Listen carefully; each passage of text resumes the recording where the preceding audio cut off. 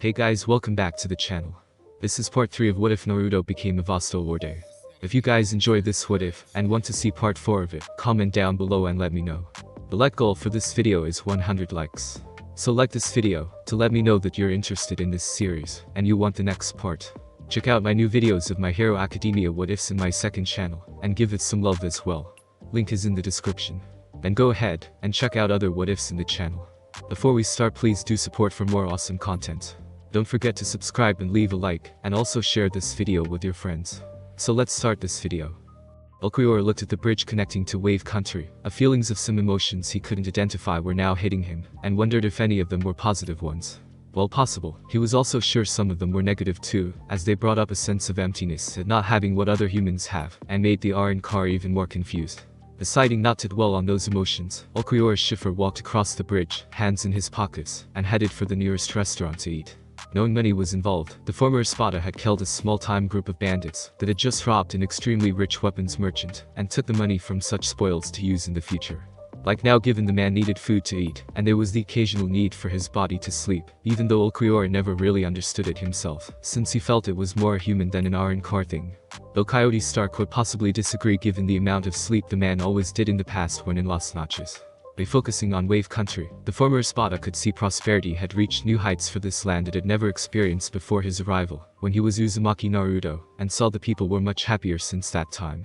The streets were clean, the people healthy, the children happy, and the buildings no longer looking ready to fall apart at the key structure points that kept them standing.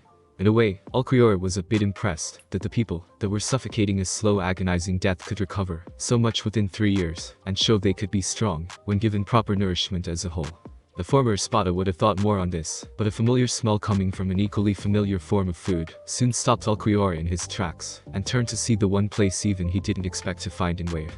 Walking over to the familiar place of eating, Ulquiorra entered the restaurant, and sat down on the stool that had at one point been his throne when it came to eating.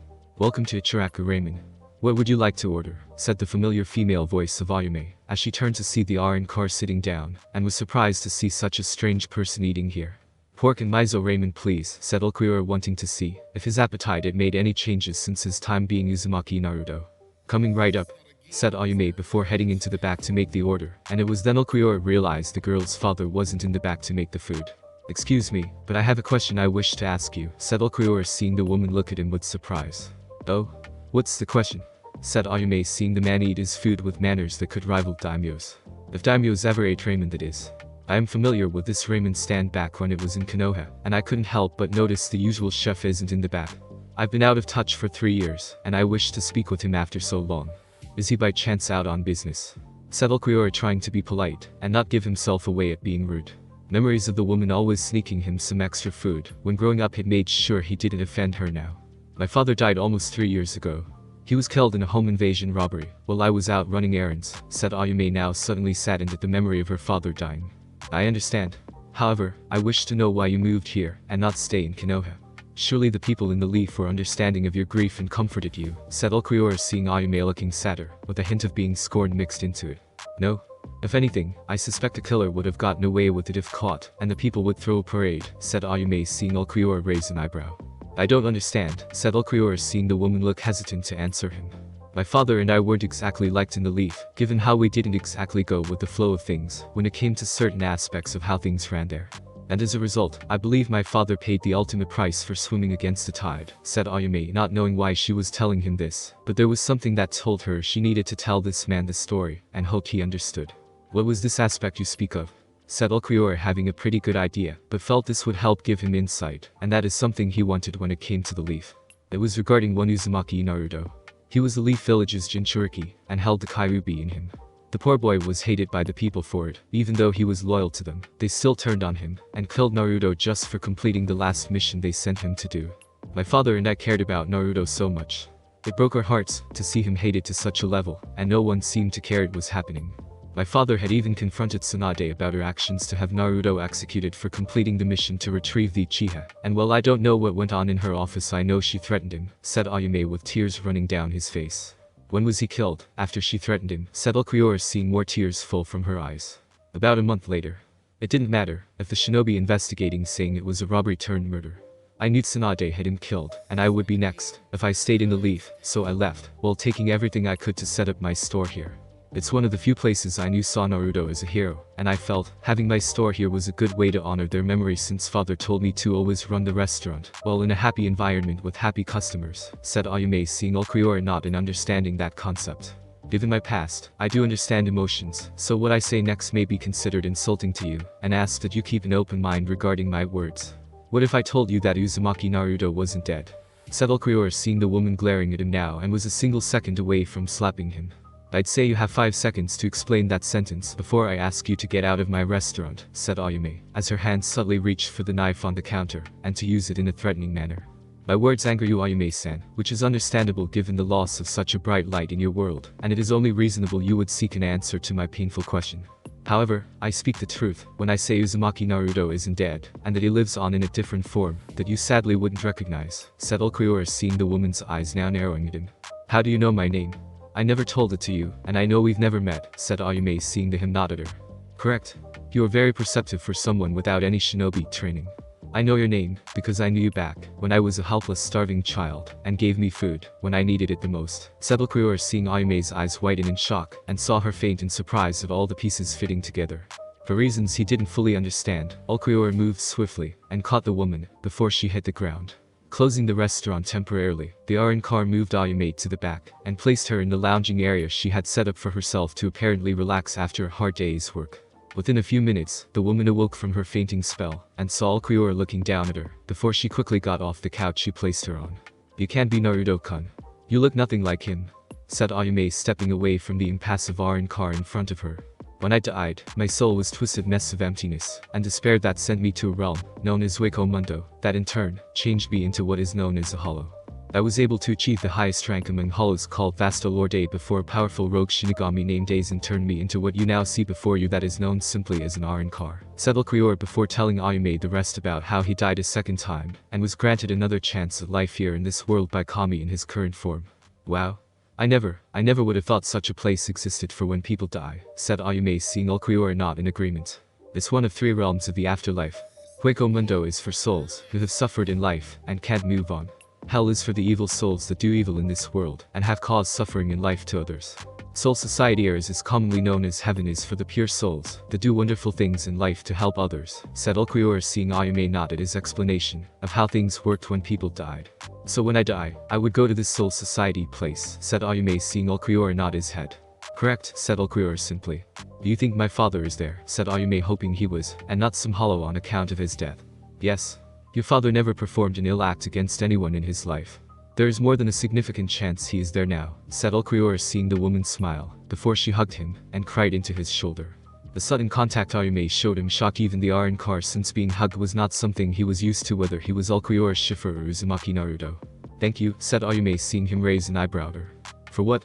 Said Ulquiorra, wondering why she hugged and thanked him. For confirming my father's in a better place, said Ayume, smiling at him, and wished he would do the same. I wish I could say that I'm happy for you, Ayume, but such an emotion to loss to me. I died with emptiness and without a heart, said Ulquiorra, seeing Ayume become sad by this. You feel no emotions at all? Said Ayume, seeing Ulquiorra nod. Nothing, said Ulquiorra simply, before turning to leave. That's horrible. Wait, where are you going now? Said Ayume, wishing he would stay. I have places to go, and people to see. Some of them to kill, said Ulquiorra, before he left without another word to the woman. He may be Naruto deep inside, but at the same time, he's not, thought Ayume sadly to herself. Konoha, sometime later, Tsunade. I've got something, said Jiraiya, appearing in the window of the Hokage's office just as Team 7 finished their report regarding the events at the bridge. Dismissed. Kakashi, you stay. Don't breathe a single word of this to anyone. You do and you'll be executed. Bloodline be damned, said Tsunade coldly, and saw them leave the room. I got a fixed location on Ulquiorra Schiffer, said Jiraiya finally, but saw the look on the female Hokage's face, and knew something happened he missed. Shut up and listen to what I have to say, Jiraiya. Then after it's all said and done you can tell me what you know, said Tsunade, as she didn't want to repeat what was just told to her, much less want to be reminded of this, but such a thing was impossible, and had to fight back the overwhelming constricting in her throat, before telling Jiraiya what Team 7 just reported in about. Oh, Kami. That was him, said Jiraiya, falling into a chair, and nearly fell out of it upon impact since his depth perception was off a bit during the landing. What do you mean that was him? said Tsunade, seeing Jiraiya trying to come to terms with this information. Around that time Team 7 had left Rice Country. The area near their location was hit with an incredible force that caused a massive explosion of unimaginable force and turned most of it into a wasteland. Shinobi from all the surrounding areas are investigating. They don't know what caused it yet, but now from what you've told me about him being there, Orochimaru is dead along with Kabuto, and that it was Naruto back from the dead, well it explains a few things, said Jiraiya, seeing Tsunade not in agreement, though it was clear she was stumped by some things. But why go after the Tsuchikage? Why not join Iwa in wiping us all out? Said Tsunade, seeing Jiraiya shake his head while letting out a weak chuckle with no warmth to it. Because of the abuse the two Jinchuriki T suffered in Iwa. Come on Tsunade. You know how Jinchuriki are treated in hidden villages.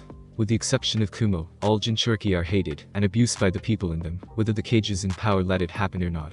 The Tsuchikage put those two through more hell than even Naruto did due to the Sandaime not wanting the Yandame's son to be abused in the first place. When he killed the Tsuchikage, Ulquiorra was sending a message to every cage and village following that policy. Suna was spared because Gaara became the Kazukage and was loved by the village after certain truths came out his bastard father kept hidden from the people in the village, said Jiraiya, seeing Tsunade not in understanding. But why go after Orochimaru? It makes no sense, said Tsunade, not seeing the former blonde's plan. Because he doesn't want anyone interfering in his plans against us. Believe. The very village that ordered his death in the first place. Orochimaru has been plotting to take us down for years, and was an obstacle standing in Ulquiorra's way in getting to us first. He had to take our old teammate out of the equation, then destroy the area to make sure no one got a hold of work, and take over while sending a clear message at the same time to everyone else, said Jiraiya, seeing Tsunade raise an eyebrow at him. And what message is that? Said Tsunade, wanting to hear it from the man's own mouth. That everyone who has screwed him, and everyone else like him over are going to be wiped out by his hands, said Jiraiya, seeing Tsunade's eyes widen before narrowing. Where is he, Jiraiya? Said Tsunade, seeing him hesitate. Tsunade, I don't think, said Jiraiya before Tsunade slammed her fist onto the desk and glared heatedly at him. Where is he, Jiraiya? Tell me. Or Biki will make you tell him, and he will tell me, said Tsunade, not going to let Jiraiya's sudden sprouting conscience get in the way of handling this problem. He's currently in Wave Country. One of my spies from the Merchant Guild told me he saw him walking into Wave by the bridge. Gave a full description to confirm it, said Jiraiya, seeing the woman buzz Shizune on the intercom, to bring in every single Anbu the village could spare.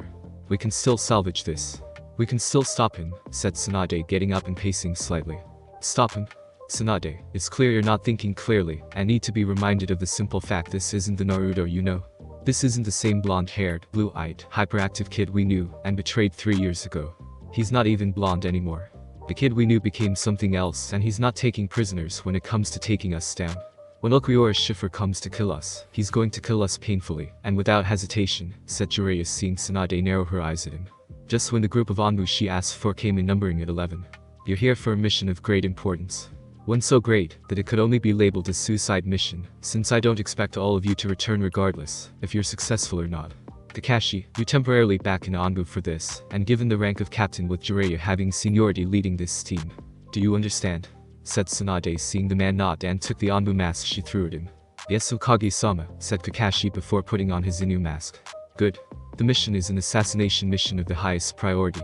You are to kill one target there, Ulquiorra Schiffer, said Tsunade, seeing them nod in understanding. What about witnesses? Said one Anbu with a bear mask. Public or private? It doesn't matter. Just kill him. Said Tsunade, sensing the Anbu were a bit shocked by the sudden aggressiveness in the order given. You heard the Hokage. Let's go, said Kakashi before walking with the group out of the office, with Jiraiya being the last to leave.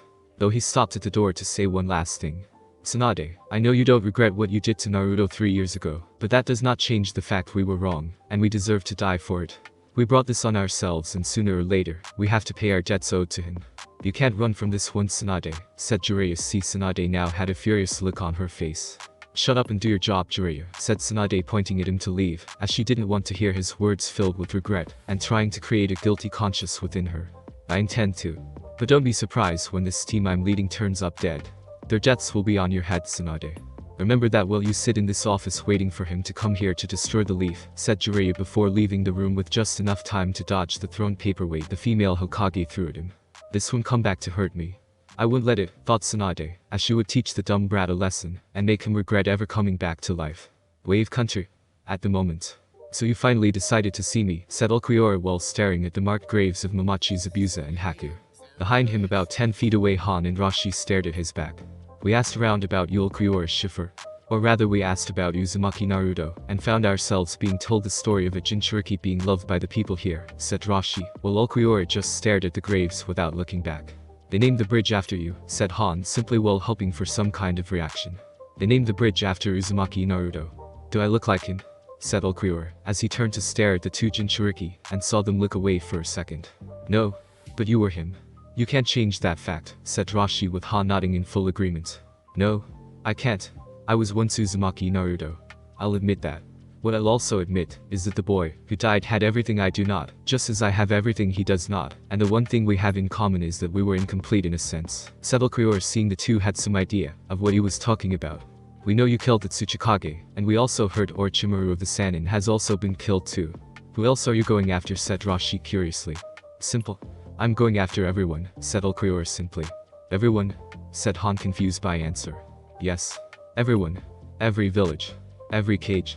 Every shinobi that sides with the policies in treating Jinchuriki like trash and weapons to be thrown out. It's time the status quo this world has lived in to change.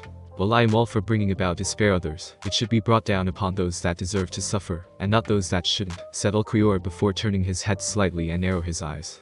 What is it? Said Han before he saw Rashi tense up, and then did the same. It seems our shared sanctuary is about to be invaded, said Ulquiorra seeing the group arrive at the bridge and running across it. Akatsuki? Said Han seeing Rashi shake his head. No. They fight only using 2 members at a time. This group is meant for me alone. A problem I intend to deal with alone, said Ulquiorra walking away. Wait. Let us help you. To repay the debt we owe for helping us, said Rashi seeing the Arrancar stop and look back at them. I can't. If they see you or use your demonic power, it will alert other shinobi villages, and the Akatsuki of your exact location. It will place this country right in the middle of a contest between various powers, and possibly be destroyed in the process, said Ulquiorra, seeing the two nod in understanding. It sounds like you care, said Rashi while holding back the smirk on his bearded face. I don't know. Maybe. It's hard to tell given what I am. I'm going on memories of my past life and what you would do in my place. Within reason of course, said Ulquiorra, which was true, as the memories of the past kept flooding his mind while here, and standing up for the little guy, because he was the little guy had always been his MO while alive. Still, we feel a need to repay you, and wish to assist in some manner, said Han knowing they owed Ulquiorra that much. Do not interfere in this matter. That is the only way you can help me, said Ulquiorra before he used Sunito and was gone from their sight. Such emptiness. Do you think we will turn out like him when we die? Said Rashi, as he didn't want to, and yet there was always a chance. Maybe. Maybe not. I think the reason he asked us to come here was to find peace in life, and be free from such a possibility when we die, said Han with Rashi pondering that line of thought. So we don't become empty like himself, said Rashi seeing that blank empty look in Ulquiorra's eyes every time he stared into them. Neither Jinchuriki wanted to end up like that. With Ulquiorra. So your Hokage finally decided to stop twiddling her thumbs, and drinking sake like she usually does. I actually thought she'd send more. Tell me my former sensei, should I feel insulted?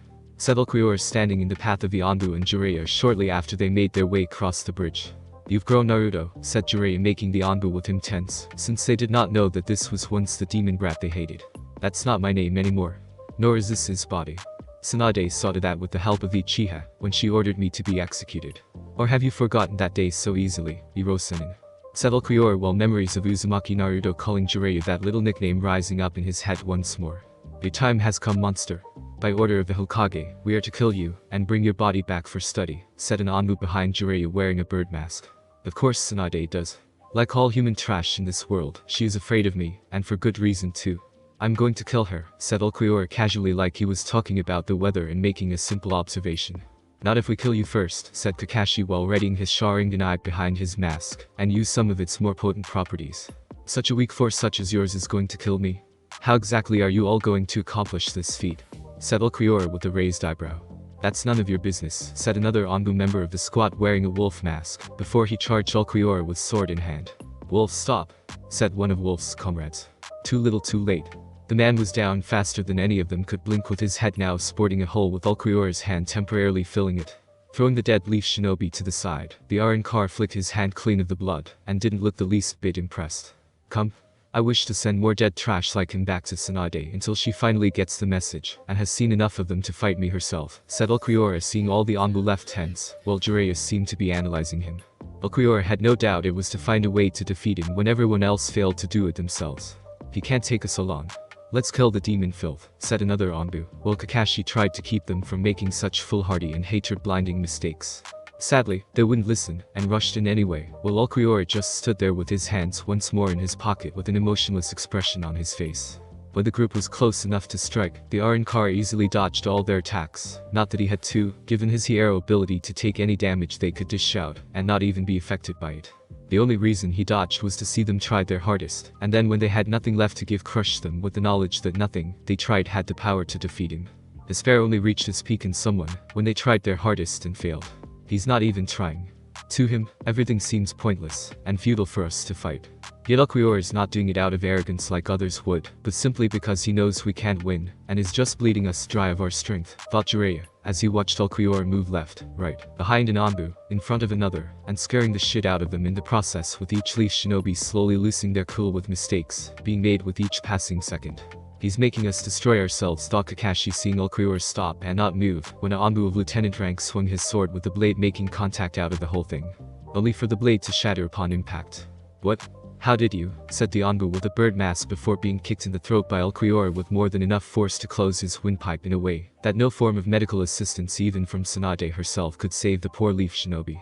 You seem to be under the impression that I dodged your attacks simply on the belief that you can hurt me with your skills and weapons if they made contact with my body. I felt it was necessary to correct that misconception on your part by letting your comrade get his chance to strike me. At least now, you can come to realize there is no chance of winning against me, and all hope is lost. Even if you did manage to cut me, it won't last for long, and there is more to my power than you could ever imagine, said Ulquiorra, while staring at the slowly dying shinobi choking on the ground, while impossibly trying to breathe. What is he? Thought Jiraiya, as he couldn't figure it out, and neither could Kakashi with his Sharingan eye. Another sword from yet another Anbu tried to succeed where the broken weapon of the now dead leaf shinobi had failed, but Ulquiorra was not in the weapon's path like he had allowed before, and was now a few feet away from them. Raising his hand, the Arrancar made a fist with green with black edged colored energy forming there, and made the leaf shinobi all become tense, and thinking it was the Zero they had heard so much about. Ola, said Ulquiorra, firing the weaker version of the Zero, and took out an entire line of 3 shinobi in one shot. What was that? Said a female Anbu member of the group, who was now terrified at seeing this new power quickly kill 3 more of her comrades, and without the slightest bit of guilt. Another way for you to die. Bola, said Ulquiorra, as he fired it yet again, and again until there was only one left with the exception of Kakashi still watching helplessly in fear of seeing so many leaf shinobi die in a gory fashion. Then Ulquiorra turned to face them. Even if I go into Sage mode, there is no way I can win, and I doubt Kakashi's skills could even do anything to him, thought Jiraiya, while the last of the Anbu fighting the Arrancar fell to her knees at the sight of the horror, and the will to fight stamped out of her. Are you ready to die now? Trash, said Ulquiorra, seeing Kakashi concentrating on him with his Sharingan. Are you Ulquiorra? Kamui, said Kakashi, using a move he had only recently been working on. Ulquiorra's eyes narrowed slightly before they widened in shock at feeling the sudden loss of right arm, leaving a bloody stump near the shoulder, and saw Jiraiya use this keen opportunity to go into Sage mode. Kakashi had fallen to one knee, clearly exhausted from using that attack, and could only watch the Arrancar look at where his arm was before looking at him now for that move. It would appear you have something in your arsenal worthy of my attention. I'll have to correct that mistake, said Ulquiorra calmly despite his injury, and the fact he was now had a bleeding stump for an appendage. Not if I take you down first, said Jiraiya now in Sage mode, and began to engage Ulquiorra in close combat. Ulquiorra, however, would not be put off by the Sanin's power, as he grabbed the man's fist, and kicked Jiraiya away before focusing on Kakashi once more. The Jonin didn't have the strength to fight Ulquiorra, after using his Sharingan's power, and struggled to even look at the Arrancar staring down at him. Even if you kill me, your injury is permanent, and gives hope to the Leaf Village that you can be killed, said Kakashi, seeing Ulquiorra raise an eyebrow at him like he was an idiot. You mean the loss of my arm? You still seem to be under the impression I am human, and thus fall under the same natural laws as the rest of your species. I assure you I don't, said Ulquiorra, seeing Kakashi looking at him in confusion, and then at where his arm had been. What are you talking about? Your arm is gone.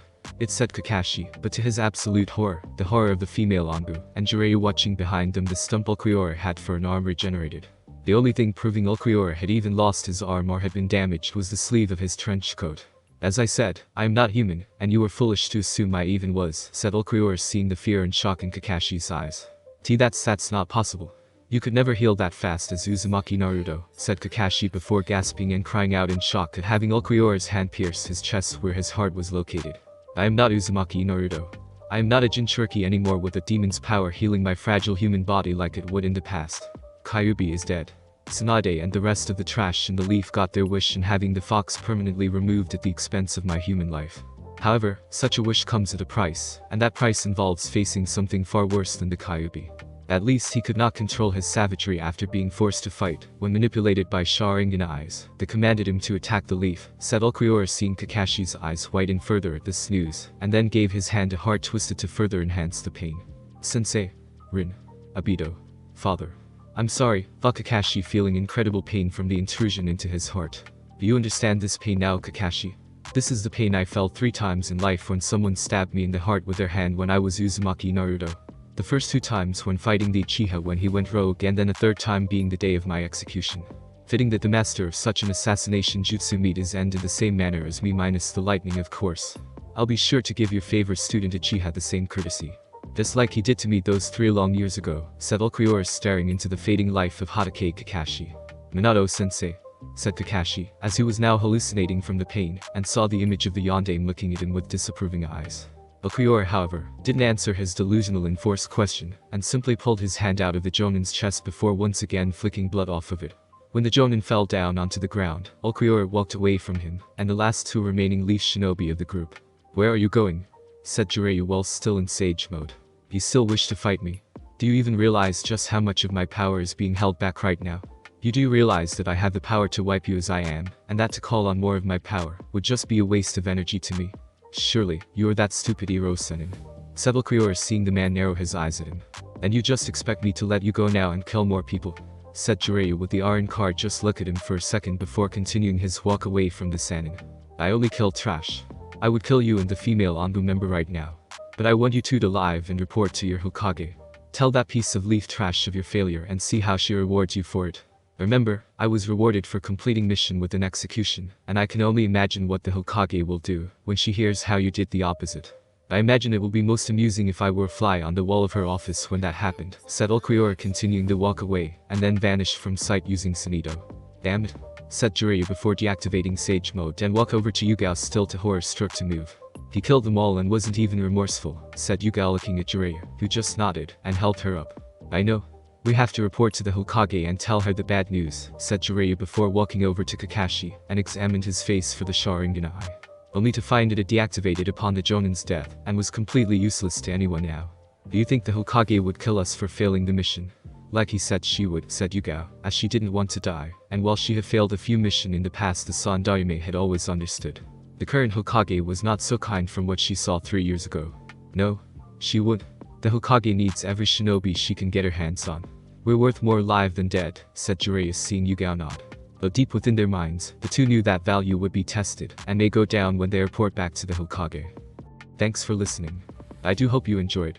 If you want a next part of this video, like, subscribe, and comment down below, and turn on that bell notification, and also check out the other videos that I have created and enjoy. See you in the next video. Peace.